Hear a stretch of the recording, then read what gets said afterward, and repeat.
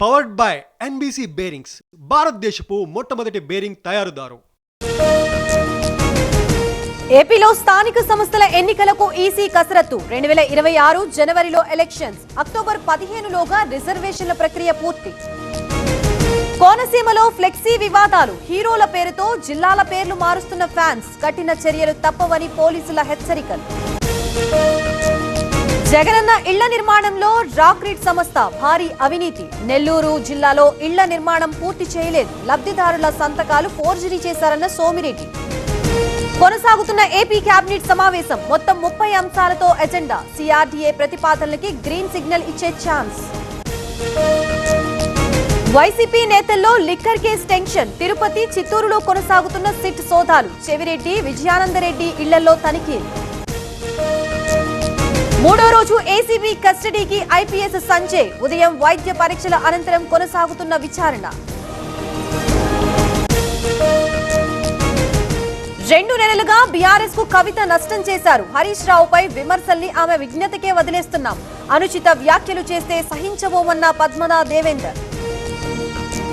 మరిపెడలో పలువురు రైతులపై కేసు నమోదు. గేట్లు దూకి యూరియా బస్తాలు తీసుకువెళ్లిన రైతులు, యూరియా బస్తాలు అప్పగించాలని అధికారుల.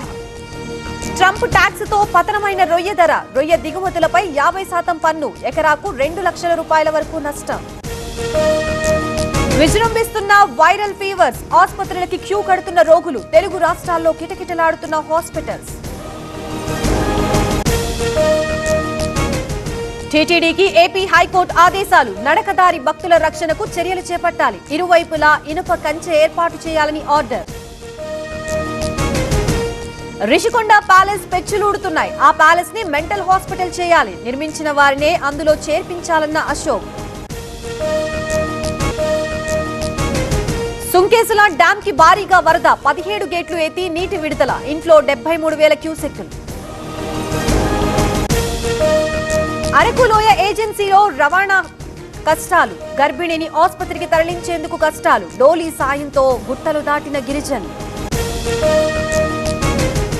2025 ఎన్ఐఆర్ఎఫ్ ర్యాంకింగ్స్ విడుదల, యూనివర్సిటీలో మొదటి స్థానంలో ఐఐఎస్సి బెంగళూరు, కాలేజీల కేటగిరీలో ఢిల్లీ. పంజాబ్ లో వరద బీభత్సం, ఇప్పటి వరకు 37 మంది మృతి, 37 ఏళ్ల తర్వాత భారీ వర్షపాతం. ఉప్పొంగిన యమునా నది, ఢిల్లీలో పలు ప్రాంతాలు జలమయం, అధికార యంత్రాంగం అప్రమత్తం.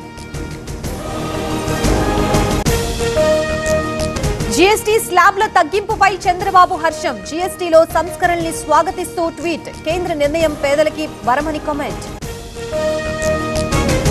జీఎస్టీ స్లాబ్ మార్పులతో స్టాక్ మార్కెట్లలో జోష్, 100 పాయింట్లకి పైగా లాభంలో సెన్సెక్స్, 400 పాయింట్లకి పైగా లాభంలో నిఫ్టీ.